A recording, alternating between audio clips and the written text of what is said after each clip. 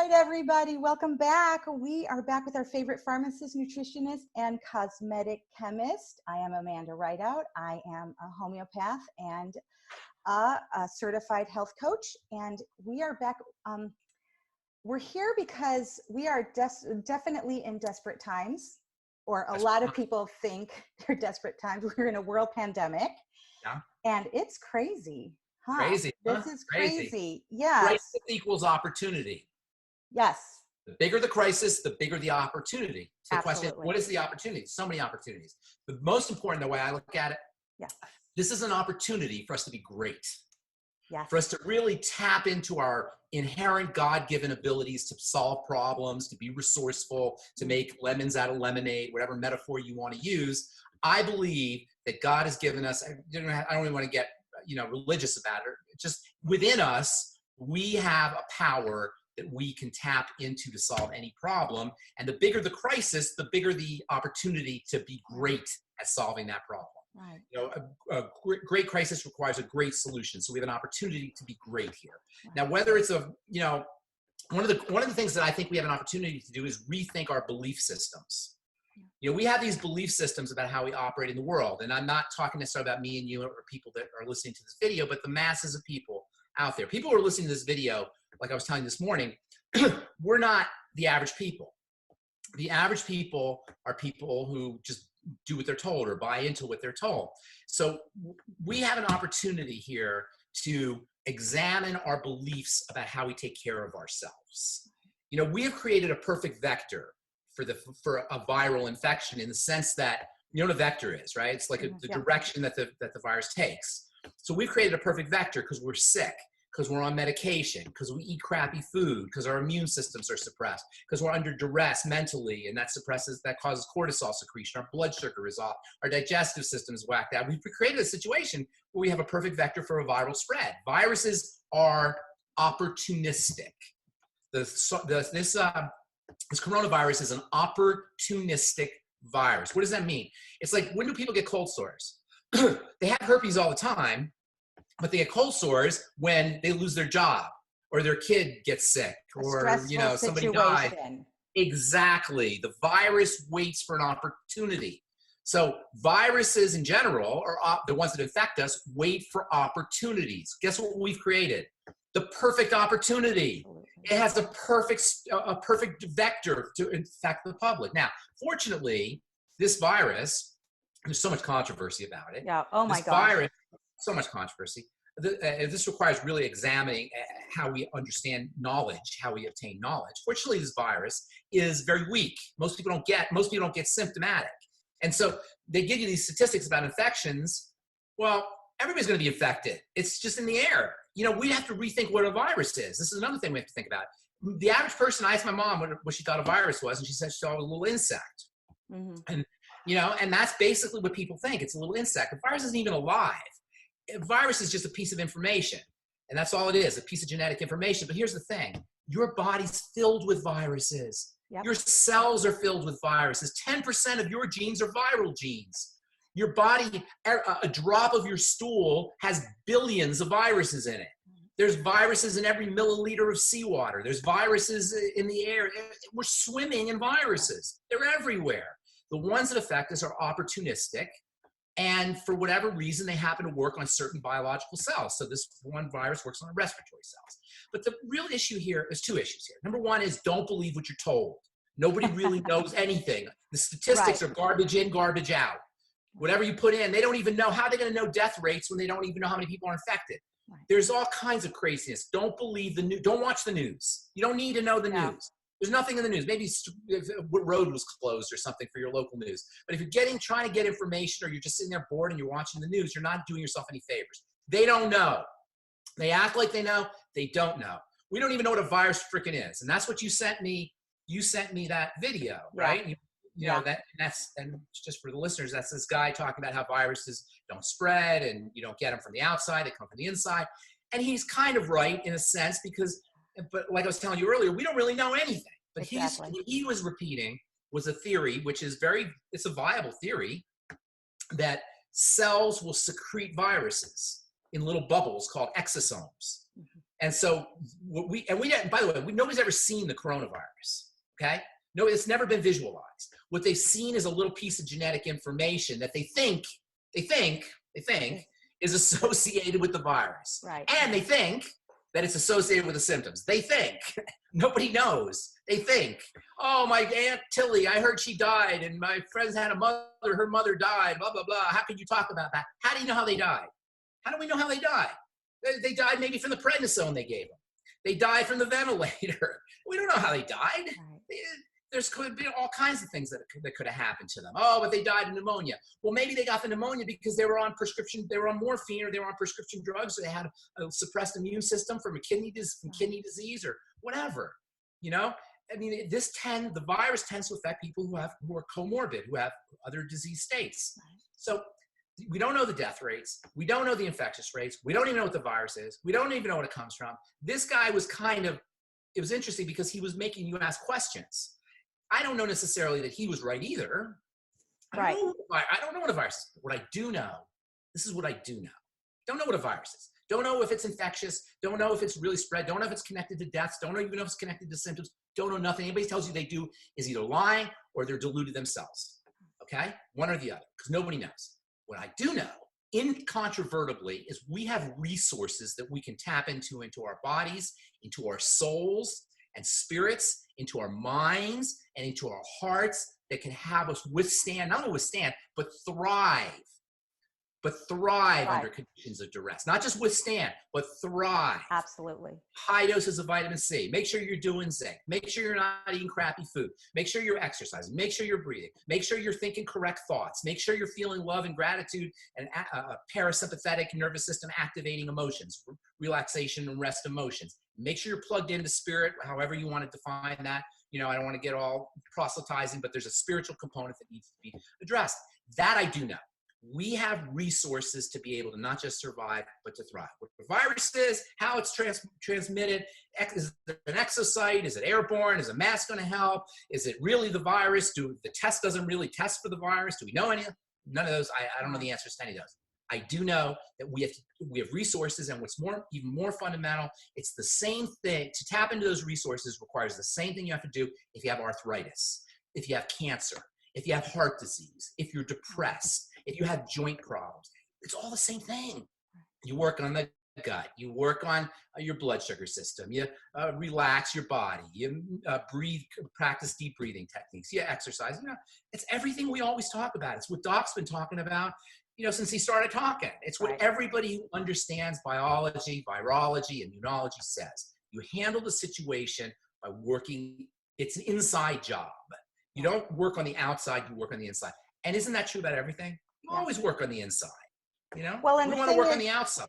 People will start working on the inside once these things present. And sometimes I feel like that, I don't want to say it's a little too late, but I mean, the damage has already been done, you know? And I know we love— Never too late. It's never too late, but yes, you are going to pay the piper. You know, you make your bed and you lie in it. So there is a little bit of that. I don't want to say it's too late in the sense that you can always change things, but your point is well taken. You know, you sow what you reap, or you reap what you sow. You know, I mean, you sow lousy seeds, you get a lousy tree. Right. You know, basically, that's just a rule. You can't get around that. But it's never too late to change. You can always, you know, it's never too late to have an early to have a good childhood. Do you ever hear that? It's never too late to make a modification of the body that will benefit you in tomorrow. That's how we want to look at it. What we do today is what we're going to look at tomorrow. And that's what I was telling you earlier. This is an opportunity for us to look back 20 years from now, you and I, and say, you know, we handled that really well. We did really well. That was a crisis that came into our life, and we handled that really well. And that's how you want to look at it. And there's a positive thing. There's always I believe there's always a positive spin to everything. And the positive spin to this is that we can handle this with grace under fire, as Hemingway said. We can handle this with aplomb, with dignity, and we can work on ourselves, and we can become better people for it. And you know what else? We can love people who are sick or who are worried or who are scared. We can be inspiring. We can be motivational. You know, I don't talk about nutrition a lot, but I always consider myself to be a motivational kind of speaker, even though I talk about nutrition. It's an opportunity for me to be motivating, to be inspiring. And that's a beautiful thing. And you're a homeopathist and you're going to heal people with homeopathy, but this is also an opportunity for you to be Right. inspiring and you to be healing. And we should all take that on as an opportunity for us to be inspiring and motivating and to be healing. We can really do something great with this. Well, and what we do know is people are getting sick, and regardless, is it a virus? Is it something else? And Yeah. we can't say 100% for sure, What it is. but we know that, let's say homeopathy, which is a beautiful medicinal system, works based on symptoms. So I don't need to know, do you have a virus or arthritis, Yes. anything. Yeah. So That doesn't what matter. are your symptoms? And Mhm. based on that, people are getting better. We have no How to about your very clinic? low. Yeah, How there's about a, your clinic? so my school has opened a clinic, and it's a low to no cost clinic for people who are sick right now. And they're all American certified homeopaths working on this. We're all working in it together. It's this huge, huge thing come together. Everybody's giving their time. And what we're seeing is the homeopaths are seeing up to 20, 30 patients a day. That's And awesome. what we are seeing is people who are sick are recovering faster. Yeah. They have less intense symptoms, Yeah. and the long term is not as horrible as if they went to, get Awesome. medication. What's a good respiratory homeopathic remedy? Well, that's the thing. It depends. I'd have to see the symptoms. What are the modalities? What are, what makes it better or worse? What's the cough Yeah, like? you're becoming quite the homeopathist there. Hey, that's what Doc Ridout. I like that's it. 3 years of education going into that. So, Awesome. but anyway, I'll put the link down in the comments below. It's homeopathyhelpnow.com. I'll put it there. This is for people who are sick. And I think it's a wonderful opportunity. And there are homeopaths all over the world in every country doing the same thing. And so Don't forget. Always. Okay, so here's something I'd like to address. A lot of people right now are all of a sudden saying, oh my gosh, now I'm going to start taking herbals and nutrition and minerals, when this should actually just be a regular part of life. But they see it more as a emergency thing. When we talk about minerals, we're not talking about what's really happening in the body. The minerals in the body are in the teeth, the skeletal system, the bones. What we're really talking about is atomic elements. Okay. On the periodic table. Where's my periodic table? I usually keep a periodic table here. Which is something I have to master, because as homeopaths, the periodic table is a huge part of what we do. Here's the periodic table. Can you see? Oh, wonderful. Yes. Each one of these little boxes is an atom or an element.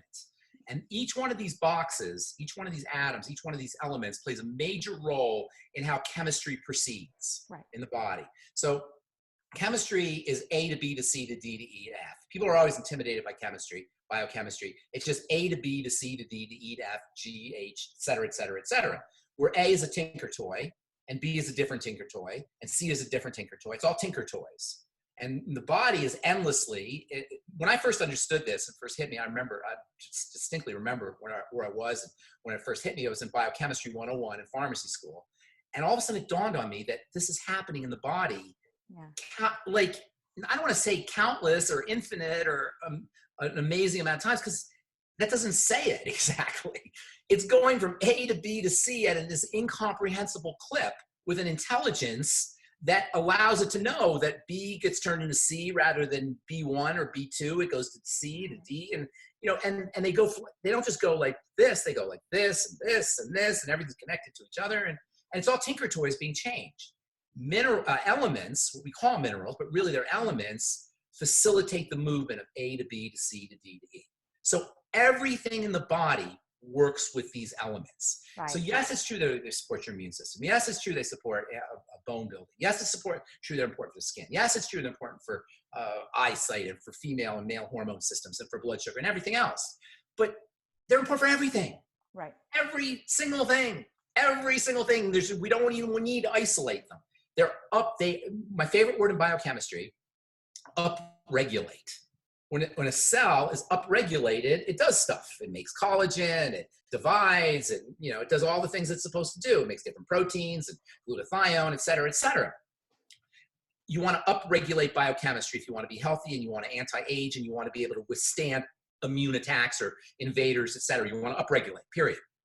Elements upregulate everything. They're supposed to be in the soil. He said, oh, we're going to get everything we need from food. We don't really believe in supplementing.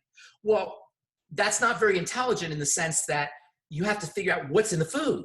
You can't say I'm going to get it from the food. How do you know what's in the food? Have you done an analysis to make sure that there's enough selenium in the Brazil nuts, or there's enough iodine in the broccoli, or do you know how much is in it? How do you know? Well, we do know that the soils are depleted, right? So we know that they're not going to have what they need. Not only that, when they don't have elements, that means they're not going to have they're not going to make the same proteins. They're not going to make the same phytonutrients. So yeah, it's all well and good to want to live in the Garden of Eden and eat celery to get or eat oranges to get your vitamin C. But how do we know what's in anything? So to me, it's absolutely vital insurance to supplement. Eat well, absolutely, because food always has your best stuff. It's always balanced. It's perfect. But just make sure that you're getting enough nutrients by supplementing. Absolutely. I wish I didn't. I've said this before. I'll say it again. I wish I didn't have to supplement. I hate that I have to supplement. I hate it. It doesn't seem right to me to have to supplement. But we don't live in the Garden of Eden. No. We live in a trashed out environment where the air, the water, the soil, everything is polluted. So you got to do what you have to do, So yeah, it's true. I wish I could take it all in food, but I don't believe you can do it at this point in time. And then also, don't underestimate the importance of like little things like relaxing, like not freaking out, like slow, deep breathing, like meditation, like exercise, like moving your body, like taking warm baths. Like there's all of these things that we can do to leverage our God-given ability to not just heal, but to withstand, to protect ourselves from being sick in the first place. And this is an opportunity for us to really get to know our body as a source of these resources. Our cells, our self-contained cells as a source of these resources. Instead of going to news authorities or medical authorities or government authorities, be your own authority. Or be a self-authority. Figure out where the wisdom is in yourself. I believe we're all children and we're all connected to the divine. So that means we have that in us. We have a still small voice inside of us. I always do this thing in my talks. I've probably heard me do it, but everybody always laughs. I say the next time if you love Snickers bars or cigarettes or Coke or whatever it is that you know is bad for you, the next time you have a Snickers bar, take the Snickers bar and open it up really, really slowly and look at that chocolatey goodness and all the stuff that's in there that's designed to make it look really delicious. They have a little art form on the top of the Snickers bar. I've never seen it. And even the rip, when you rip the sound, that's designed to stimulate your saliva and your dopamine and all of the anticipation molecules and chemistries. They know what they're doing. You rip that off, and then you take that Snickers bar, that chocolatey goodness,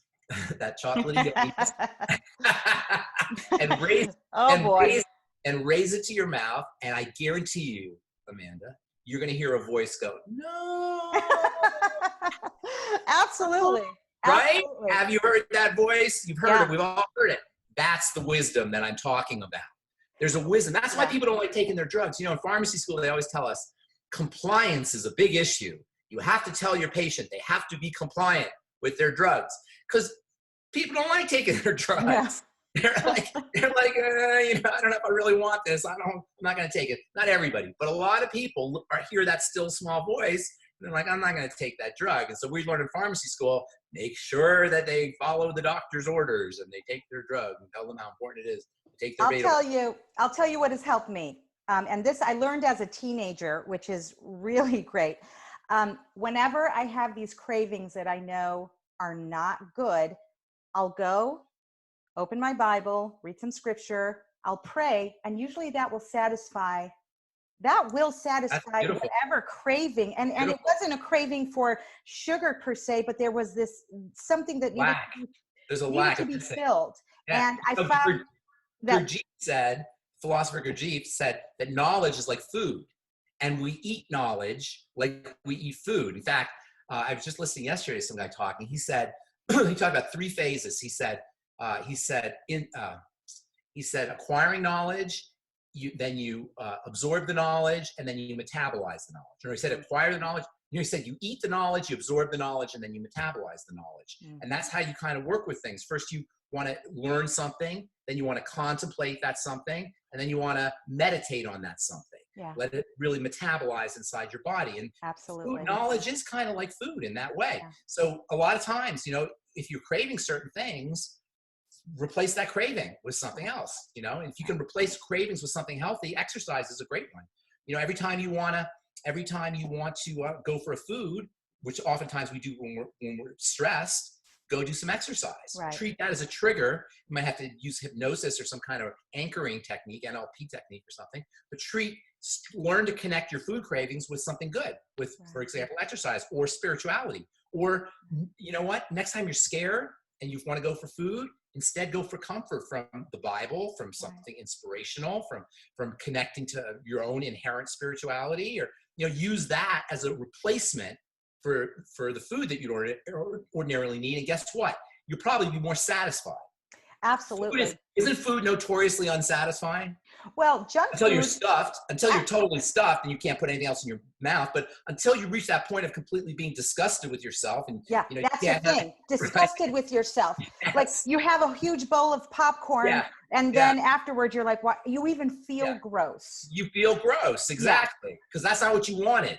You just thought that's what you wanted because of evolution. Because 10,000 years or 50,000 years ago, when we had that feeling, it was time to go hunt a lion or something, or a zebra or whatever. But today, that's not an issue. Calories are not an issue today. No calories. Oh, abundant. Calorie problems.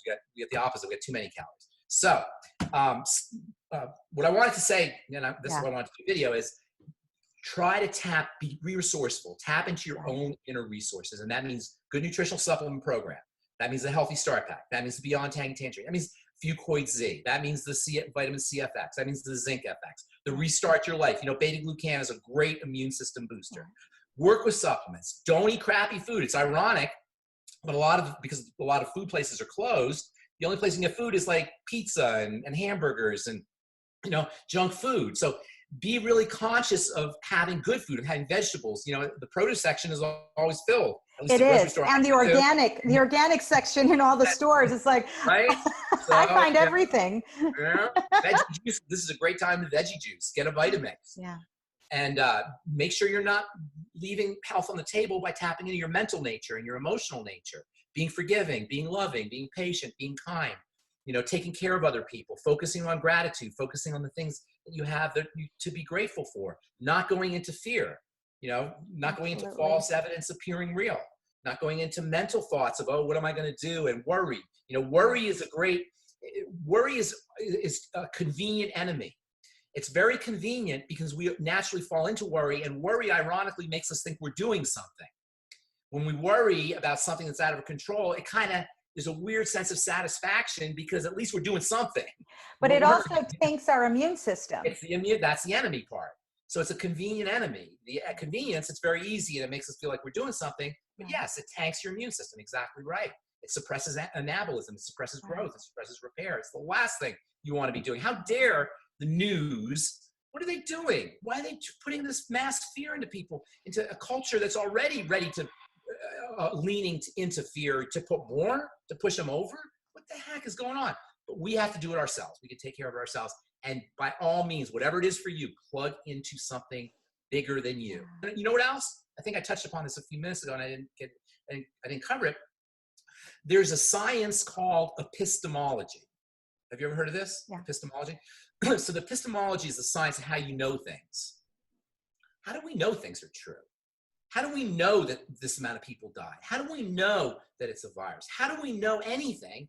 Examine how you know things. Separate what you know from what you believe. What you believe is what you love. Belief comes from the word love. Lief is lieb in heart. In German, lieb means heart. Belief is beloved. This is why people don't like their beliefs challenged. This is what, if you ever try challenging somebody's beliefs, they get very upset. They'll kill you because you're challenged. They'll literally kill you if you challenge their beliefs because that's their beloved. So we want to challenge our beliefs. We want to make sure our beliefs stand up to scrutiny. We want to make sure that our beliefs are based on accurate information. So this is a time to say, how do I know this is true? It's always a good time to ask, how do I know this is true? You always want to make sure that you're questioning yourself. How do I know what's really true? And it could be something as simple as, I really know it's true. That's fine. But at least ask the question, how we know it's true. This is a time to not be cynical, but to be skeptical. A good scientist is always asking questions. This is a time to be scientific, not just to listen to what other people are telling you. If your information about all of this stuff is coming from Facebook or coming from the news or coming from what other people have told you, that's not a great place to make decisions from. You want to make it from scientific logic by analyzing all the data as much as you can accomplish. The more data you have, the better it is, and get different forms of data, not just one source. Always get different sources, put it together, and come up with a conclusion yourself. And even after you have the conclusion, test the conclusion and then refine it. This is called a scientific method. You come up with a conclusion, you test the conclusion, and then you refine the conclusion. You keep testing it and refining it. You can keep testing it and refining it. And that's what it means to be a scientist. And this is a time for us to be living scientifically. Well, and there are things that we just won't ever know, that will remain a mystery. That's okay. You know, what I say until I'm in heaven with God, and maybe then I won't even know. I won't even care. How does a virus work? What is exactly this thing called a virus anyway? You know, I mean, there's all kinds of questions to ask. And like you said, what we do know is that we can do something to help our bodies be stronger and have a stronger immune system. And then when we do get sick, there are medicine modalities that are so much kinder and beautiful and effective that we can go to. Absolutely. Thank you so much. And by the way, your skin looks beautiful. I assume you're still rocking the Truth Transdermal C Serum. Every day. And okay, not just the serum. This is a little plug, guys. Okay. Every day in the morning, I do my serum with a little bit of the omega. Truth Transdermal C Serum. Yes. Yeah, the Biomimetic Mineral Mist. Yes, I do the mineral mist. I do the transdermal vitamin C serum, and I add a little bit of omega-6 to it, just because that's how I like it. And then at night, I'll use, of course, I'm always using my cleanser, my honey hyaluronic. Have you tried the peppermint? I have. It's too pepperminty? Your husband will like it. I absolutely love it. I absolutely love it. But the honey one seems to be more for my mature skin. Okay. And then I use my my vitamin C balm at night, or once a week I'll use my retinol. Retinol, nice. 5% or 1%? 5%. 5%. Why would I do 1%? I know, but you've been doing it for a while. You've been doing it for years now.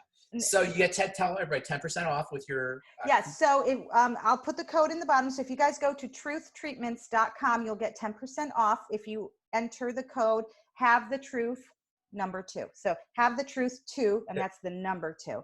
Yeah. And so the longer you use this stuff, just the better everything gets. It's like nutrition. These are nutritional supplements for your skin. And go back to the videos on this channel. We talk about all those products. Now, here's something. You have new products that I would like to review, though. Yes. Okay. So here's the thing about the new products. They're I think you're talking about the back bar products, or maybe the Vitamask. Did you get a Vitamask? I know. I have not. Okay. I'm gonna send you out some. I know. I'll send you out some stuff on my new Vitamask.